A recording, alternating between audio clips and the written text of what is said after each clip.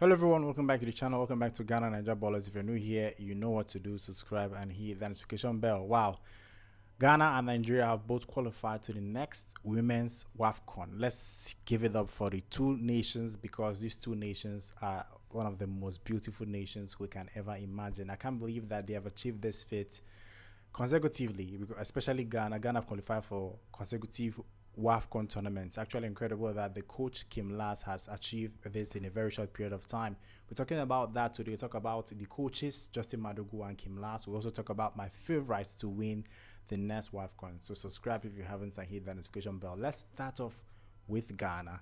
Ghana beat Egypt 4-0 at home. The first leg ended 3-0 in Egypt. The second leg ended 4-0 at home, making it 7-0 on aggregates to qualify to the next Wafcon. Actually incredible achievement. We've seen that this Ghana Black Queens team now have confidence, identity, despite the off-field issues of owing them their bonuses and all that. They have managed to achieve their goals and scored a lot of goals because of the support they have received from the fans. They believe the coach has instilled in them.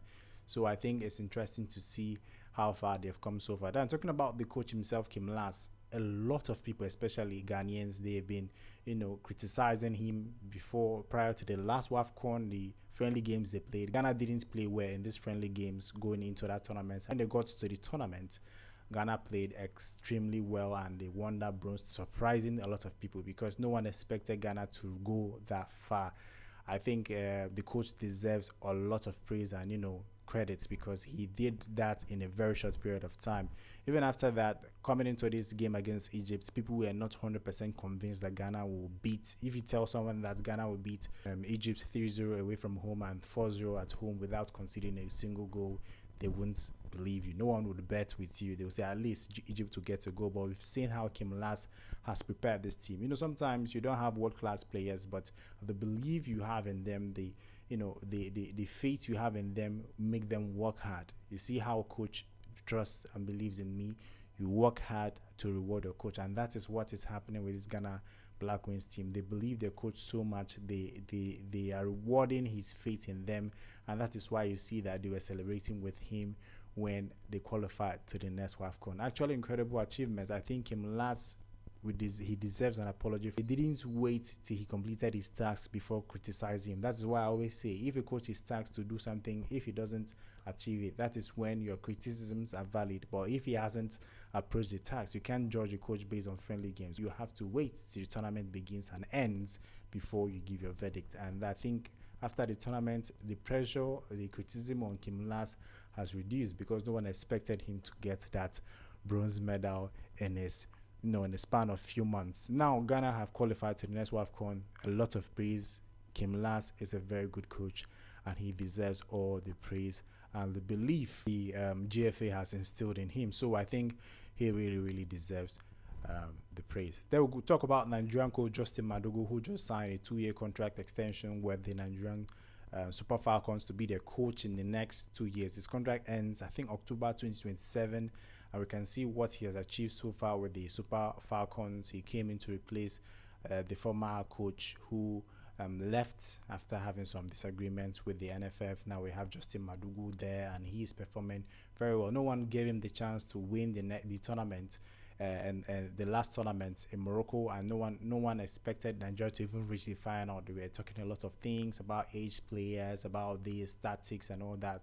But at the end, Nigeria won the tournament, and that is why he has been nominated for best coach at the Ballon d'Or, which makes perfect sense because he won the Africa Cup of Nations. That makes perfect sense. So I think Justin Madugu has earned his contract extension.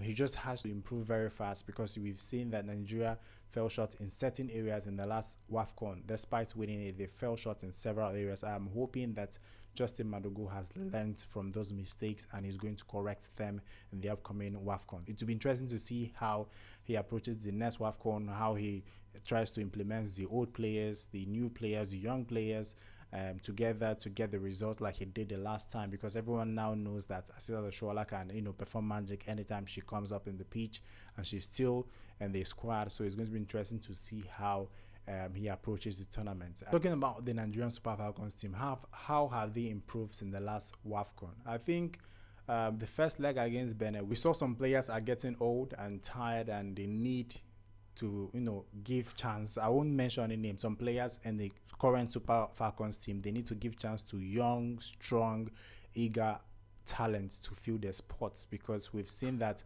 some players, they were good, but they are no longer up to the task, and they need to make way for young players. I won't mention any name. The players I'm talking about. So that is what I've noticed in this game against Benin, home and away. And Justin Madugu needs to have a plan B, change in tactics when the occasion arises, because the game against Benin in Abeokuta, Nigeria should have won that game convincingly. The fans were there, they were hyping the teams. If your players cannot turn the pressure into a positive thing, then it's a huge problem. That is what he needs to learn going into the next Wafcon. Turn pressure into positivity. If Justin Madugu can do that, the sky will be the limit for the Nigerian Super Falcons. Now, which team do I feel is the favorite to win the next Wafcon? I know we have Morocco, obviously they got to the final. We have Nigeria that won the tournament. We also have South Africa. I think my favorite, if you're asking me who is my favorite to win the next Wafcon, my favorite team to win the next Wafcon is the Ghana Black Queens. I'm 100% serious. Ghana Black Queens they are the favorite team to win the next Wafcon. We've seen how Kim Lars has changed this team. I know Egypt, you wouldn't say Egypt is a high class or top class powerhouse in women's football in Africa, but they played very well, incredible passes. They know when to defend, when to create chances, when to attack. So I feel with all those things coupled with the experience they got from the last Wafcon, Kim Lars and his girls are the favorite to win the next tournament. So that is what I think about the favorite for the next tournament. So it's between, I think if I want to mention my first, second, third, and fourth, I will go with Ghana, Nigeria, Morocco, and South Africa. I think the final of the next Wafcon might be between Ghana and Nigeria, but I'm not 100% sure because anything can happen. But definitely Ghana will be in the final. I'm 100% sure that Ghana will be in the final of the next Wafcon. Quote me anywhere. Save this video if you want. Ghana will be in the final of the next Wafcon and they will eventually win it. That is my prediction. Ghana, Nigeria, Morocco, and South Africa. That's my top four for the next Wafcon. I'd like to know your thoughts. Do you agree with me? You are safe to disagree with me 100%. That is my opinion, not yours. This is what I think. I'd like to know your thoughts in the comment section. To be interesting to see what you have to say about these top four nations I've picked to be favorites in that order to win the next Wafcon. Let me know your thoughts in the comment section. We've talked about the Nigeria and the Ghana national teams, the women's national teams, and how well they are performing very well. So it's interesting to see how they'll perform in the next Wafcon. Let me know your thoughts in the comment section. Subscribe if you haven't. Follow us on social media. Thank you guys for following. The Facebook page is booming. Go and follow. Let's get to 10,000 followers on Facebook. Subscribe if you haven't. Hit that notification bell. Till next time, guys. Goodbye.